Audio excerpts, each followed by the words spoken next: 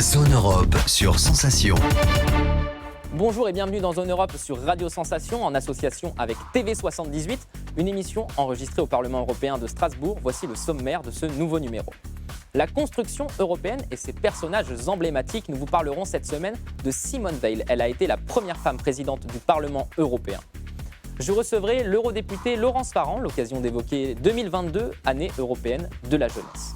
Voyagez dans l'assiette, vous découvrirez un plat typiquement britannique, le fish and chips.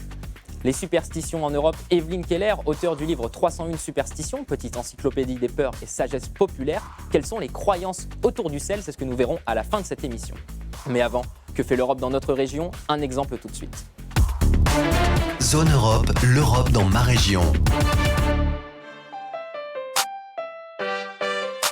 Aujourd'hui, je suis à Aiguevilly, une commune à environ 1 heure de Paris. On est plus précisément au Panier de la Ferme. C'est une boutique qui travaille essentiellement avec des producteurs locaux. Et la petite particularité, c'est qu'elle a bénéficié à plusieurs reprises d'aides européennes pour plusieurs projets. On a rendez-vous avec Philippe, le gérant, pour en parler.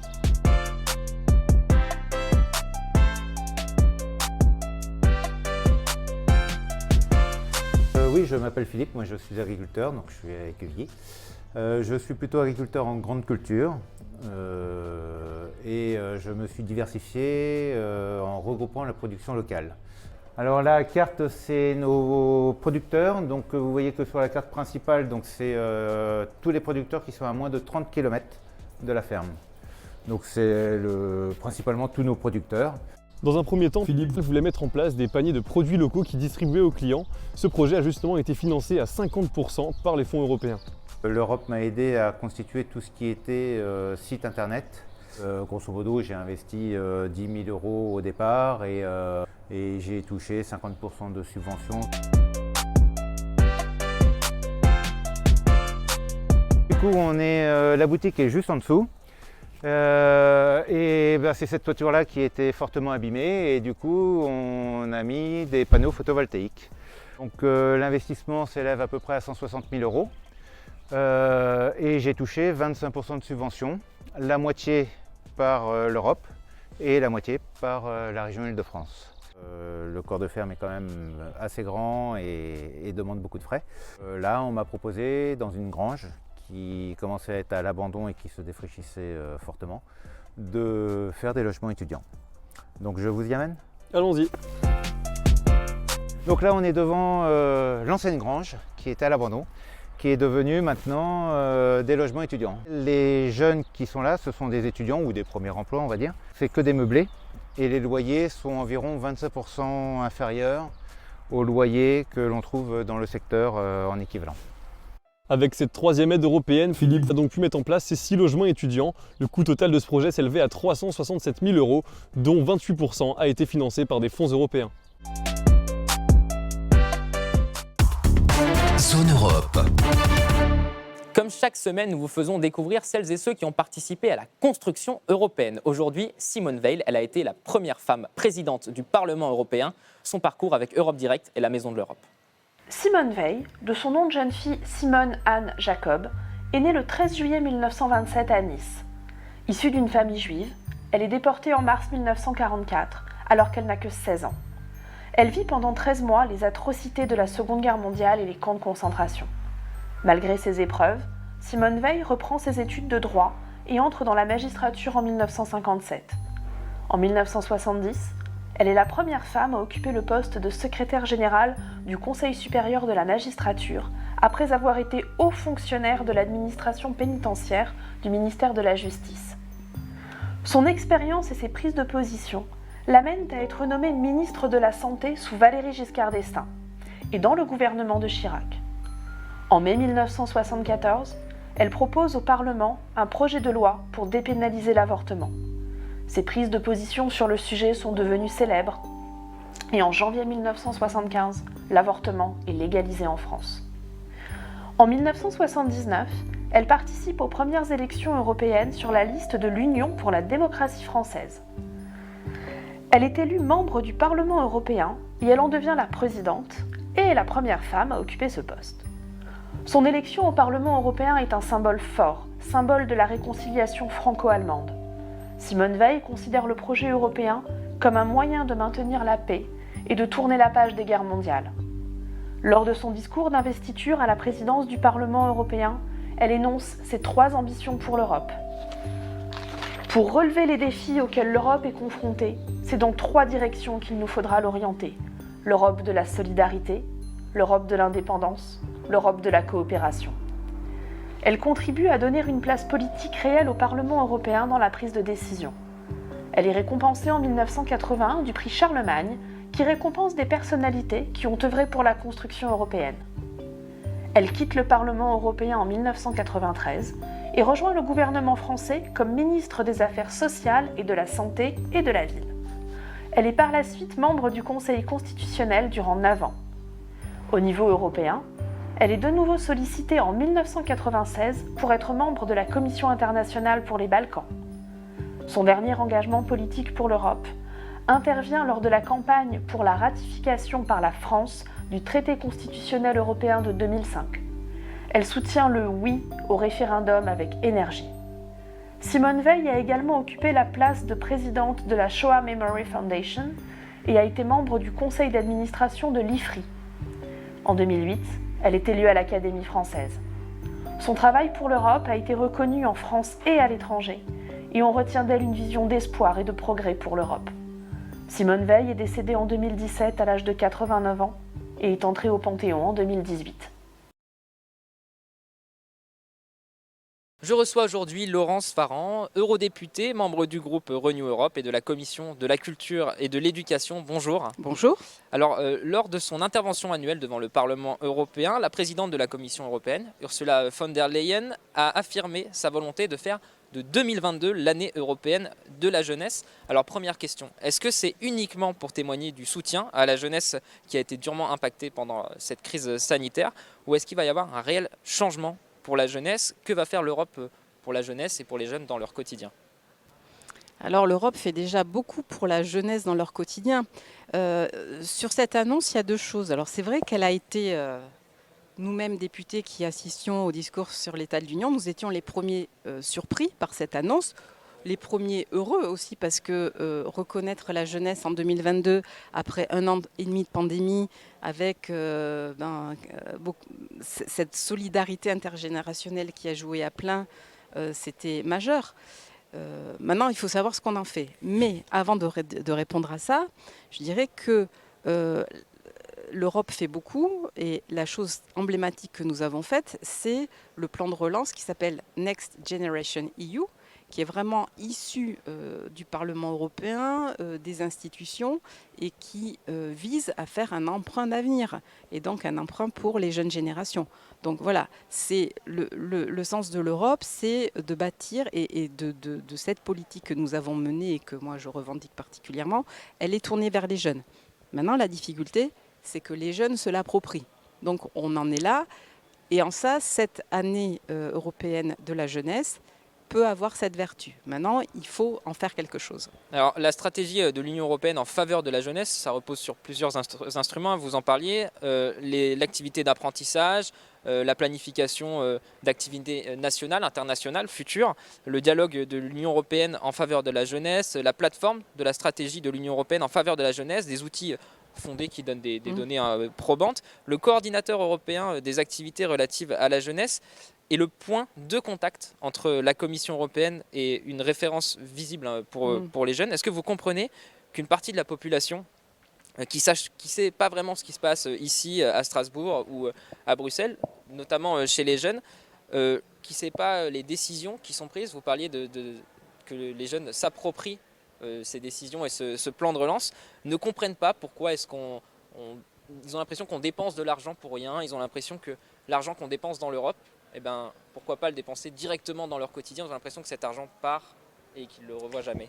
Alors, je ne sais même pas si la réflexion va jusque-là, de se dire, tiens, l'Europe elle dépense des choses qui vont je ne sais pas où.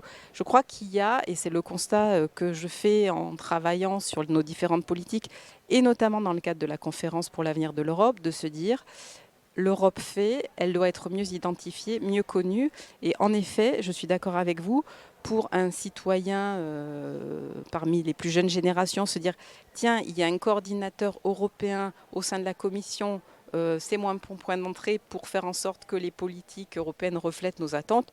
c'est illisible. Donc, tirons parti de cette année européenne de la jeunesse pour rendre les choses lisibles et pour s'appuyer sur ce qui existe déjà.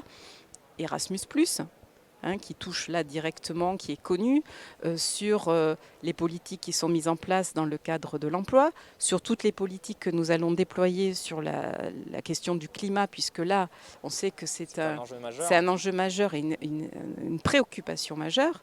Voilà. Alors après, il y a d'autres préoccupations parce que selon qu'on habite dans certaines zones de l'Europe, on peut avoir d'autres. Il y a un baromètre. Voilà, en Outre-mer, il y a un baromètre Eurostat qui dit que les jeunes de l'Est veulent plutôt la réduction des inégalités et la lutte contre la corruption, là où leurs cousins de l'Ouest veulent la lutte pour le climat. Donc on a toutes ces priorités à défendre de manière unie, mais en effet, faisons en sorte que cette année de la jeunesse soit une année pour communiquer tout ce qui est fait et pour recueillir surtout. Il faut qu'un dialogue s'instaure. Pour qu'il y ait un dialogue, le sentiment d'appartenance à l'Europe et à l'Union, c'est quelque chose de très très important pour faire comprendre le rôle des eurodéputés, de la Commission, de l'Union. Qu'est-ce que vous avez à dire à ceux qui ne se reconnaissent pas en l'Europe ? Eh bien, j'ai à dire que... Pour l'instant, j'ai à leur dire que c'est à nous, institutions, à nous améliorer. Je pense que c'est vraiment parce que je ne vais pas les accabler. Je pense que c'est à nous améliorer, c'est à l'éducation de faire plus pour que cette dimension d'éducation citoyenne à la citoyenneté européenne soit vraiment dans le corpus. Quand on est adhérent et quand on est État membre de l'Union européenne, pour moi, on doit délivrer de l'information sur ce que fait l'Union européenne. Il en va de même sur le combat qu'on mène pour les médias. Bon, une fois qu'on a cette information, il faut inciter à la participation.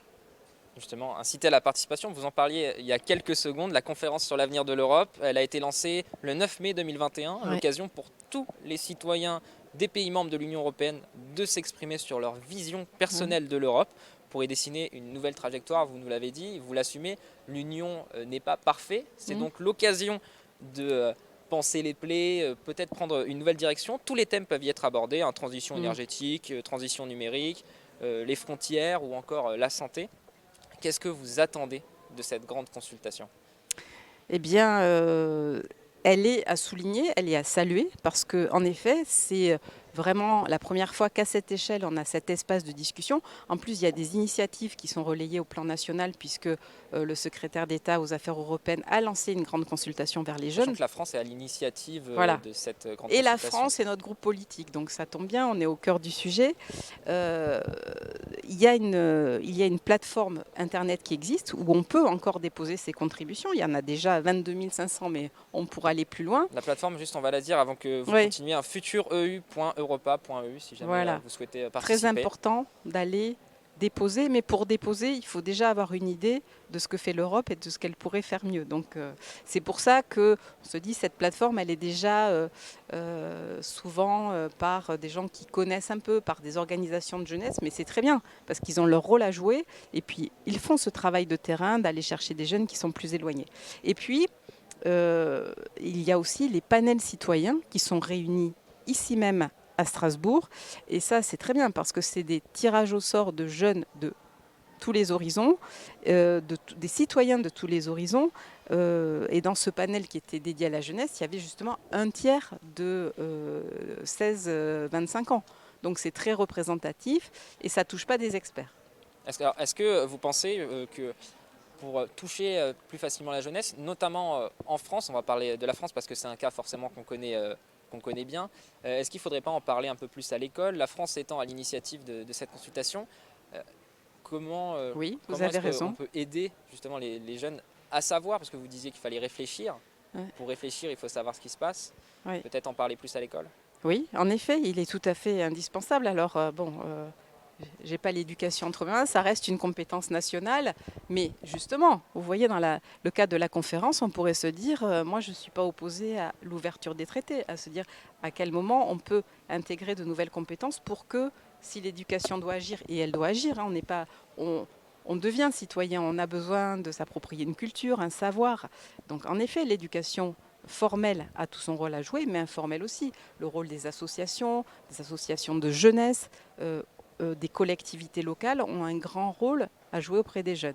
Donc voilà, question des compétences et puis besoin d'informations et puis je le redis, de nos médias aussi qui ont plus à dire sur ce qui se passe en Europe. Alors vous le disiez, les priorités ne sont pas du tout les mêmes en fonction des territoires, mais est-ce que la crise sanitaire qui cette fois-ci, là ça a été dans toute l'Europe, dans le monde entier, est-ce que la crise sanitaire a redistribué les cartes pour le futur de l'Union européenne? Est-ce que finalement la direction qui devait être prise au départ va bifurquer totalement dû à cette crise?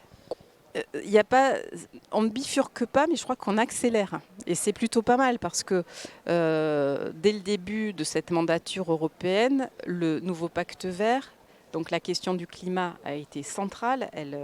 On l'a portée dans mon groupe politique. La Commission en a fait un marqueur très fort. On va l'accélérer. D'autant qu'on a les moyens qui ont été mis en place, supplémentaires, vont être beaucoup dirigés sur ce sujet, tout comme sur la question du numérique. Or, le numérique, on a vu pendant la pandémie aussi, combien c'était potentiellement un facteur d'inégalité qu'il faut corriger. Donc, deuxième point.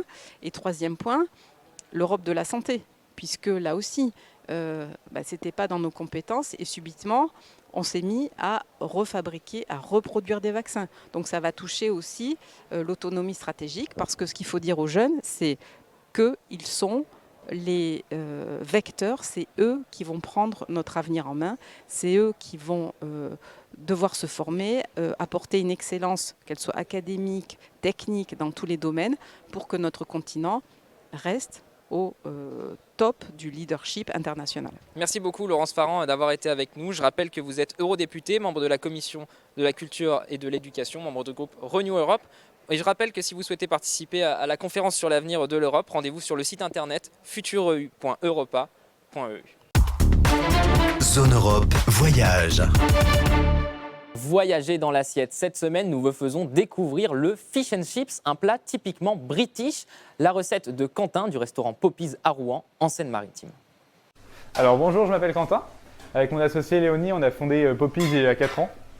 Donc on propose la recette traditionnelle de fish and chips qui vient tout simplement des migrants portugais et espagnols qui, lorsqu'ils se sont fait chasser de la péninsule, ont en partie migré en Angleterre et ont apporté beaucoup de recettes à base de friture, dont le fish and chips. Donc nous, pour cela, on allait en Angleterre pour se former, pour vraiment apprendre la recette traditionnelle. Alors bien sûr, pour cuisiner un fish and chips, il faut une bonne pâte. En Angleterre, on dit une batter. Et la batter, elle se compose essentiellement soit de bière, soit de gazeuse, et la farine, qu'on mélange jusqu'à avoir une texture onctueuse. Alors ensuite, il faut du poisson frais, bien évidemment, du citron, des pommes de terre pour faire les frites, et une pincée de sel au-dessus du fish and chips. Et après, les puristes diront qu'il faut prendre du vinaigre de Malte, qui est un vinaigre particulier qui rajoute une saveur vraiment exquise au poisson. Et ensuite, un fish and chips, ça s'accompagne d'une sauce tartare maison bien sûr. Donc pour cela, il faut faire une mayonnaise maison. Et les éléments ensuite pour composer la tartare, il faut des échalotes, il faut des capres, cornichons, persil, ciboulette et estragon. Et là, vous aurez une sauce tartare excellente. Alors, bienvenue en cuisine. Alors, il fait un peu chaud avec les friteuses. Hop. Alors, l'élément de base, bien sûr, c'est de la farine. Et ensuite, de l'eau. Hop. Hop. Alors, je verse l'eau doucement dans le bol. Alors nous on le fait avec le batteur, finalement on peut aussi le faire à la main. Alors je verse tout doucement la farine.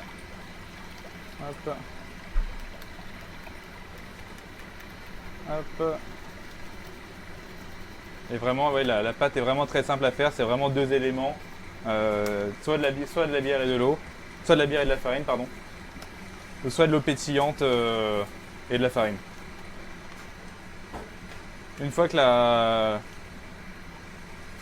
pâte ou la batter, comme ils disent en Angleterre finalement,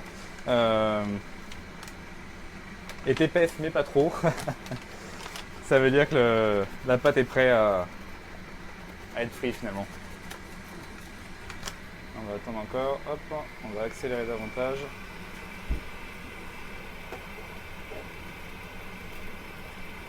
Et là,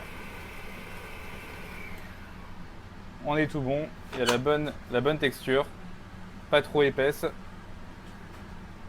mais suffisamment pour que la batteur adhère au poisson. Donc là, tout simplement, je dispose la pâte ici. Je vérifie que la friteuse est bien à température. Hop. Donc à 180 degrés de préférence. Et là, le poisson il est ici.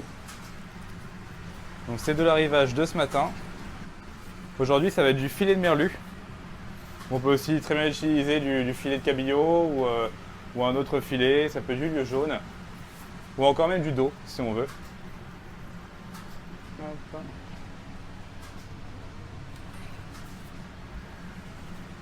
Donc l'objectif c'est de tailler une belle pièce. Nous on fait à peu près des filets de 140 grammes. Hop.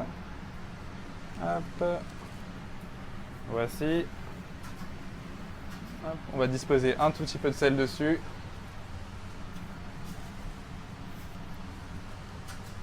Et c'est tout. L'idée c'est de le badigeonner de farine pour que la pâte adhère au poisson. Hop. Donc voilà, on retourne bien le poisson pour qu'il y en ait partout. On tapote un peu pour pas qu'il y ait un excès de farine. Et tout simplement on va tremper le poisson dans la pâte, dans la panure. Hop. Voici, on laisse écouler légèrement. Et hop, on peut verser tranquillement dans la friteuse. Et voilà, la magie opère. Donc voilà, l'idée c'est d'attendre 6 minutes. On va pouvoir faire cuire les frites en même temps. Alors voilà, une fois que la panure commence à être dorée, les frites également, on va pouvoir sortir et dresser une assiette. Je dispose du jus de citron. Hop. Tac.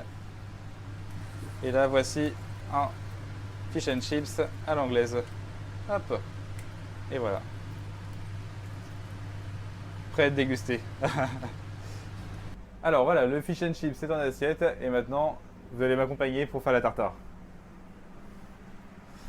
Alors pour faire la tartare, on a besoin des œufs premièrement. Hop. On va les blanchir dans le robot. Hop. Une fois que les œufs sont blanchis, on va pouvoir ajouter le jus de citron.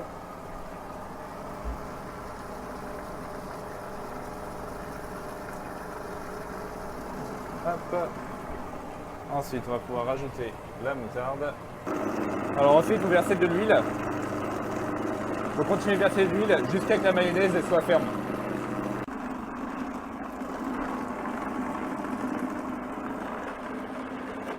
Et voilà, c'est parfait. Hop. Alors du coup, je vais couper un peu de persil.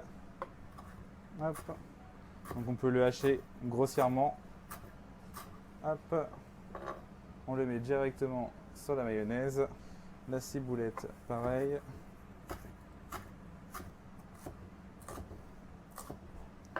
Ensuite, on met les échalotes.